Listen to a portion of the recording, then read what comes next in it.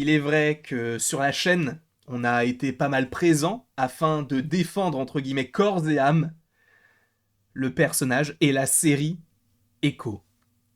Ce personnage, d'ailleurs, qu'on avait découvert pour la première fois dans la série Hawkeye, donc devrait se dévoiler d'autant plus dans sa série solo qui avait même été annoncée avant même la première fois qu'on ait pu voir le personnage, ce qui est très étrange, puisque une série Hawkeye qui ne hypait pas grand monde, et tu te dis, faisons une série spin-off, eh bien, c'est vrai que c'était pas fou, l'idée de le faire. Il est vrai qu'on a découvert donc ce personnage au fur et à mesure, on l'a apprécié ou non, ça c'est en fonction de vos goûts. Personnellement, elle ne m'a pas dérangé, et j'ai toujours défendu le programme en me disant, ok, en réalité, cela peut être une belle surprise. Si on n'attend pas grand-chose du programme, on ne peut qu'être surpris. Donc, allons-y de cette manière-là. Mais c'est vrai qu'il y a des choses qui allaient dans son sens, puisqu'il y a de cela maintenant quelques semaines, je vous avais fait une vidéo concernant Echo en vous disant que oui, le projet devrait être plutôt stylé et que justement les scoopers qui ont eu des échos justement de la série Echo ne comprennent eux-mêmes pas pourquoi est-ce que la série sort en un jour, puisque oui, la série sort le 29 novembre 2023 et c'est la première fois que Disney Plus propose une série Marvel en un jour en live action, puisque oui, vous allez me sortir I Am Groot. I Am Groot, c'est différent. C'est quoi, 5 épisodes de 5 minutes. Voilà, c'est l'équivalent d'un petit épisode de She-Hulk, tu vois, donc tu peux le sortir en un jour. Là, étant donné qu'on est sur une série qui a un format classique, donc entre guillemets classique du côté de Marvel, donc 6 épisodes de 40 à 50 minutes, tout va sortir le même jour. Pour rappel, pour ceux qui se poseraient la question de savoir comment est-ce qu'on va s'organiser concernant la critique, sachez qu'il y aura une seule critique pour toute la série qui sortira le jour même, où justement, épisode après épisode, je vous ferai une sorte de journal de bord. Qu'est-ce que j'ai pensé de l'épisode 1 après l'avoir vu, puis après je regarderai l'épisode 2 puisque je me suis embrouillé. Mais je vous ferai du coup visionnage critique, et tout ça dans la même vidéo. D'accord? Au moins, vous êtes au courant de cela. Mais donc pour Echo, les derniers retours étaient apparemment il y aurait, attention spoiler, je vous laisse quelques secondes avant de partir, de la magie. On aurait officiellement Wilson Fisk, même Daredevil qui devrait être dans ce projet-là, mais à ce moment-là, j'entends l'argument de bah, si on a Wilson Fisk, si on a Daredevil, faites une série juste Daredevil, pas besoin d'avoir Echo. Je l'entends. Et justement, on a quand même pas mal d'échos plutôt positifs de la part des scoopers, ou donc des personnes qui ont eu des échos de la série. Mais en interne, on a eu ça. Marvel donc serait mécontent du prochain, enfin de la prochaine série Disney+, déclare donc un cascadeur du MCU, et on va lire cet article tous ensemble. Vous aurez bien évidemment le lien en description pour mieux appréhender tout ce que je vais vous lire. Le cascadeur du MCU, donc Chris Brewster, a affirmé que Marvel Studios n'était pas satisfait d'une série Disney+, en 2023, et donc cela fait bien évidemment référence à Echo, qui a presque été annulé. Et justement, c'est là où ça devient, entre guillemets, fou, c'est que le cascadeur a eu peur, et je le cite, d'avoir un équivalent à Batgirl. Pour rappel, Batgirl, c'est un film qui a été tourné, ils ont tout fait, le film devait sortir, et boum, il ne sort pas. Et ne sortira vraisemblablement jamais. Et le cascadeur de la série, enfin un des cascadeurs de la série, s'est lui-même posé la question de mais est-ce que la série va sortir? Puisqu'on va lire ce qu'il a déclaré, justement, pour ne pas tomber dans du... je ne sais même pas où est-ce que je vais avec cette histoire. Mais donc le cascadeur vétéran de Marvel Studios, Chris donc Brewster, a récemment fait une apparition sur le podcast Izuko Unscripted, où il a affirmé, que Marvel Studios était mécontent d'Echo et comment la série Disney Plus a même failli être annulée. Et donc il déclare, ouais, eh bien je reçois toujours le bouche à oreille. Et j'ai entendu dire qu'ils allaient Batgirl, entre guillemets, donc qu'ils allaient l'annuler alors que la série était déjà tournée, parce qu'ils n'étaient pas contents, et maintenant ils font des reprises et prévoient de le diffuser. Pour rappel, en un jour, le 29 novembre. Mais je pense que cela pourrait aussi avoir quelque chose à voir avec le fait qu'il y ait donc une grève et qu'il n'y a pas beaucoup de contenu en ce moment, alors, genre, nous l'avons fait.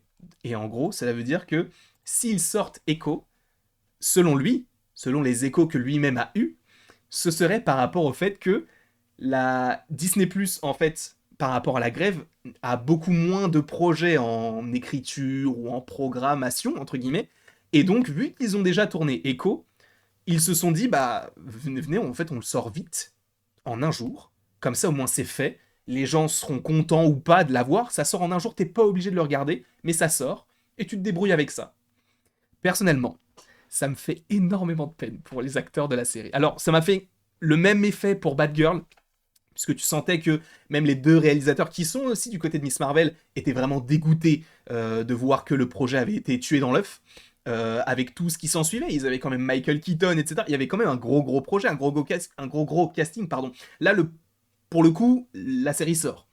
Mais de voir les conditions dans lesquelles ça sort et de voir que Marvel Studios s'est finalement dit, mais les gars, est-ce que c'est vraiment un projet dont on a envie sur la plateforme? Ou peut-être que justement l'idée serait justement de se dire, bah juste on la met pas quoi, parce qu'il y a déjà beaucoup de programmes Marvel, les gens en ont possiblement marre, même nous, on n'en a pas spécialement envie, donc bon, sachant, il faut le rappeler que Echo, ça avait été annoncé lors de Bob Chapek, quand il était encore à la direction, sachant que là ils ont changé, c'est Bob Iger qui est revenu, lui qui était parti pendant 2 ans je crois. Et donc il revient pour 2 ans également, après il sera remplacé par le patron de la NBA. Ne me demandez pas pourquoi, je ne sais pas. Et tu te dis, mais ok, je peux comprendre que maintenant on essaye de faire moins de programmes, de se focaliser beaucoup plus sur le cinéma, comme ça avait été le cas auparavant, mais c'est vrai que ça fait de la peine pour Echo, parce que même l'actrice, tu sens qu'elle est contente. Tu sens qu'elle est contente et qu'elle se dit, même elle avait dit, ouais, je serais très content de vous proposer donc des petites infos concernant Echo cet été, je crois. Elle parlait notamment, elle faisait référence à la Comic Con. Marvel n'est pas à la Comic Con. La série sort donc le 29 novembre, en un jour.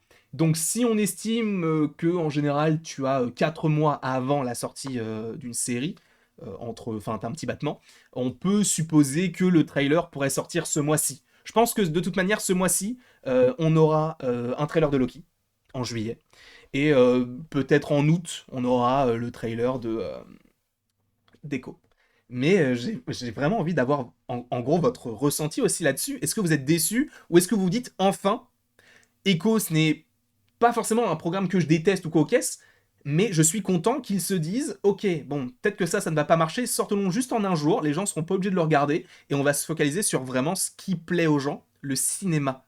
Parce que c'est vrai que les derniers retours sur du Miss Marvel, du She-Hulk, du Thor Love and Thunder, du Quantumania, qu'on ait aimé ou pas les programmes, c'est vrai qu'ils n'ont pas fait l'unanimité comme pouvait le faire du Captain America Civil War, etc. Tu vois, à l'époque, ils faisaient beaucoup le milliard. Là, c'est vrai que ça fait longtemps, entre guillemets. Pour Marvel, ça fait quoi? Ça fait fin 2021 avec No Way Home. Doctor Strange n'a pas fait le milliard, Black Panther 2 n'a pas fait le milliard, Quantumania n'a pas fait le milliard, même les Gardiens n'a pas fait le milliard, même s'ils ont fait des gros scores, hein, quand même, ils ont approché limite les 800, 900 millions de vues, 900 millions de vues, n'importe quoi, de millions de dollars, tu vois. Mais je comprends leur stratégie. Mais vous, qu'est-ce que vous en pensez? N'hésitez pas donc à me le mettre en commentaire, n'hésitez pas non plus à aimer, à partager, à commenter et à vous abonner. J'aimerais vraiment avoir votre ressenti concernant cela, parce que tu te dis, bah en fait, Echo, moi ça me hype, j'en ferai une vidéo, mais est-ce que ça va hyper les gens ou non? Est-ce que l'intérêt est vraiment important? Et surtout, si c'est pour l'annoncer, enfin en tout cas l'annuler à l'époque quand il l'avait imaginé, pourquoi l'avoir fait de base, tu vois? Évidemment, la direction a changé, il y a eu donc possiblement de nouvelles instructions, mais je trouve ça dommage. Donc on verra, déjà, on a la chance, nous, par rapport à DC, d'avoir ce programme-là, chance ou non, tout dépend de votre avis, mais donc mettez-le en commentaire. Et après tout ceci, il ne me reste plus qu'à vous dire à la prochaine pour la prochaine.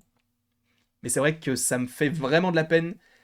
Encore une fois, on ne sera pas, je pense, obligé de regarder ce programme-là, mais pour la continuité du MCU, je me dévouerai pour vous, je le regarderai, même si, encore une fois, moi je suis plutôt hypé positivement pour ce film-là.